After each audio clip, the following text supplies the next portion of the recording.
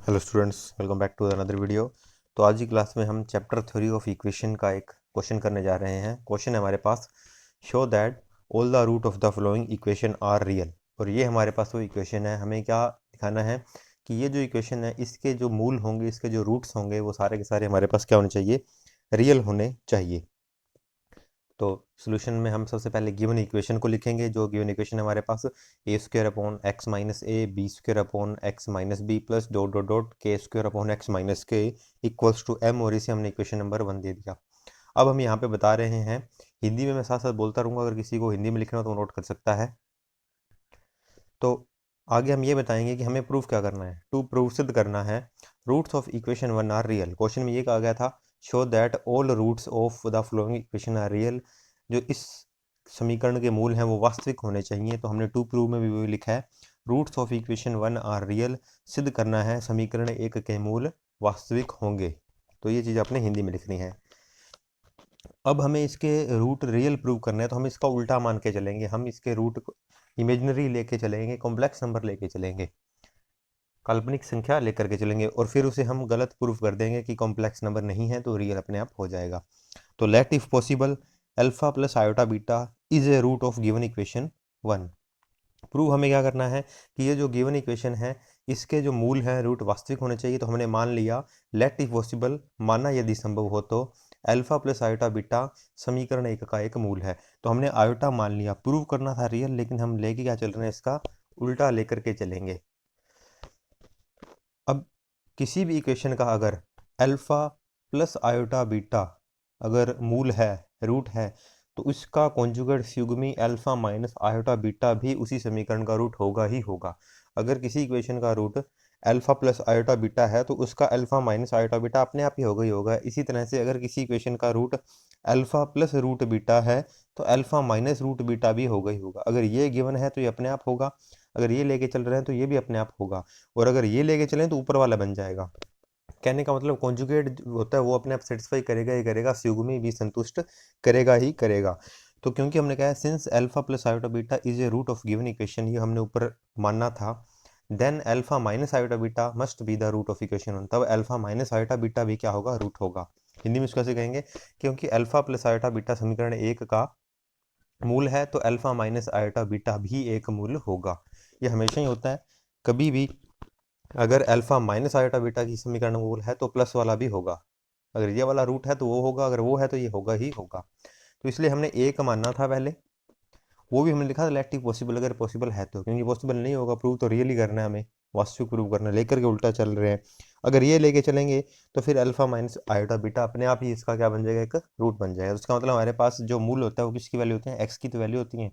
तो alpha plus iota beta है एक एक्स की वैल्यू, और एक्स की वैल्यू एक क्या है, अल्फा माइनस आयोटा बीटा। ये जो मूल होते हैं, रूट होते हैं, ये एक्स की वैल्यू ही होती हैं। तो यहाँ ये लिखा है that is x equals this and x equal this are root of equation 1। दो रूट हमारे पास हो गए। अब जो रूट होता है, मूल होता है, वो अपनी समीकरण को संतुष्ट करता है।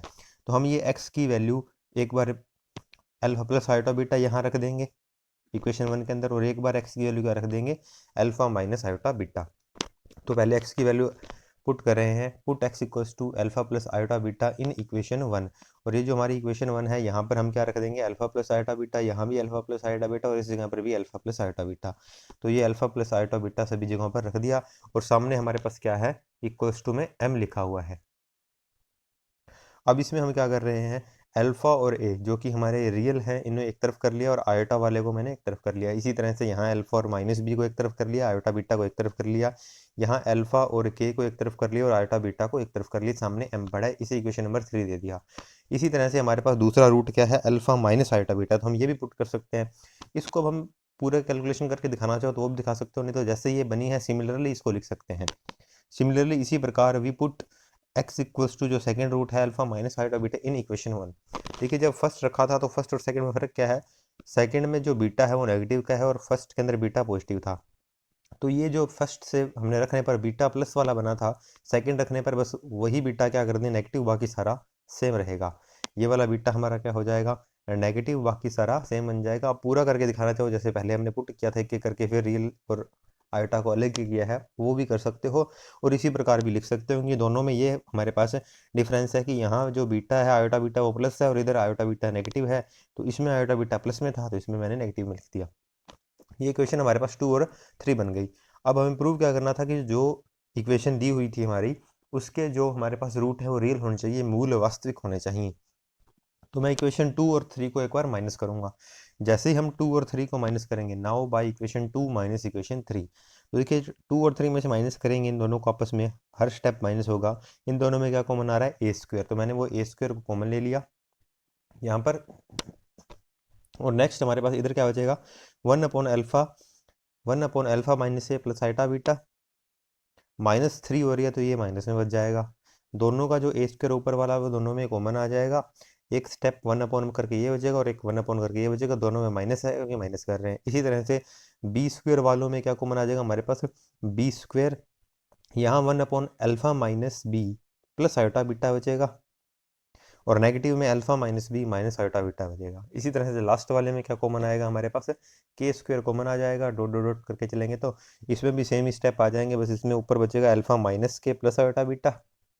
जो सेकंड स्टेप में बचेगा हमारे पास 1/अल्फा माइनस के माइनस आयोटा बीटा, और सामने दोनों क्या है, एम ही है तो वो कैंसिल हो जाएंगे, इक्वल क्या आ जाएगा हमारे पास, 0 आ जाएगा। अब हम इस स्टेप को यहाँ एलसीएम लेंगे, यहाँ इसको एलसीएम लेंगे और इधर भी हम एलसीएम लेंगे। तो देखिए यहाँ पर हमारा ए स्क्वायर की जगह ए स्क्वायर पड़ा है, एलसीएम क्या आएगा, alpha minus a plus iota beta into alpha minus a minus iota beta, तो alpha minus a plus iota beta into alpha minus a iota beta. अब यहाँ पर हमारा ये वाला स्टेप आपस में कट जाएगा और ये वाला स्टेप इस जगह पे आएगा, तो alpha minus a minus iota beta यहाँ लिख दिया।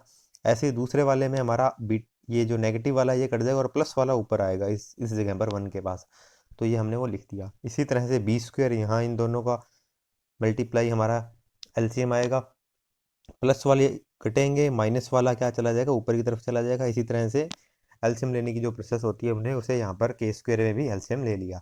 आगे अगर हम देखें तो ये जब माइनस अंदर की तरफ जाएगा, ये स्क्वायर पड़ा है हमारे पास, अल्फा माइनस है minus iota beta as it is आ गया हमारे पास, माइनस का मल्टीप्लाई अंदर होगा तो अल्फा नेगेटिव हो जाएगा, ए पॉजिटिव हो जाएगा, और आयोटा बीटा भी क्या हो जाएगा, माइनस से मल्टीप्लाई होकर के नेगेटिव हो जाएगा। अपोन में हमारे पास अगर मैं इसे मानूँ ए और इसे अगर मैं लिखूँ बी, इसे हम लिख देते हैं ए और इसे लिखें बी, तो ये बन रहा है हमारे पास ए प्लस बी और ए माइनस बी, तो किसका फॉर्मूला बन जाता है, ए स्क्वायर माइनस बी स्क्वायर का। ऐसे ही आगे वाले स्टेप में इसे ए और बी माने, इसे सेम सभी में ही एलसीएम सेम ही है, तो ए स्क्वायर माइनस बी स्क्वायर का बन जाएगा। तो यहाँ नीचे ए का अगर स्क्वायर करेंगे तो अल्फा माइनस ए का स्क्वायर, और माइनस बी कौन है, आयोटा बीटा बी का स्क्वायर, क्योंकि ये है ए प्लस बी, फिर इस पूरे को हमने ए माना माइनस बी, तो ए स्क्वायर माइनस बी स्क्वायर लग गया। इसी तरह से यहाँ हमारे पास बी स्क्वायर की जगह बी स्क्वायर आ गया, इस माइनस का अंदर हमने मल्टीप्लाई किया, अल्फा नेगेटिव हो जाएगा, बी पॉजिटिव और आयोटा बीटा नेगेटिव, और नीचे ये इसी को ए लिखें और इसे बी माने हैं तो ए स्क्वायर माइनस बी स्क्वायर का फॉर्मूला लग जाएगा। लास्ट स्टेप में भी यही हमें करना है कि ए स्क्वायर वाले में इस माइनस का अंदर मल्टीप्लाई करेंगे, उससे हमारा क्या हो जाएगा, अल्फा नेगेटिव हो जाएगा, के पॉजिटिव हो जाएगा, और आयोटा बीटा भी नेगेटिव हो जाएगा, और अपॉन वाले स्टेप में ए प्लस बी और ए माइनस बी यहाँ भी लगेगा। आगे अगर हम देखें तो यहाँ पर हमारे पास देखिए अल्फा नेगेटिव और अल्फा पॉजिटिव कट जाएंगे, इसी तरह से a positive a negative cut जाएगा, यहाँ अल्फा पॉजिटिव इधर negative, b positive b negative, alpha positive negative सभी स्टेप में कट रहे हैं, के भी आपस में कट रहा है। यहाँ क्या बचेगा, आयोटा बीटा ऐड हो जाएंगे और -2 आयोटा बीटा बनेगा। यहाँ भी क्या बन रहा है, -2 आयोटा बीटा, और यहाँ भी क्या बन रहा है, -2 आयोटा बीटा।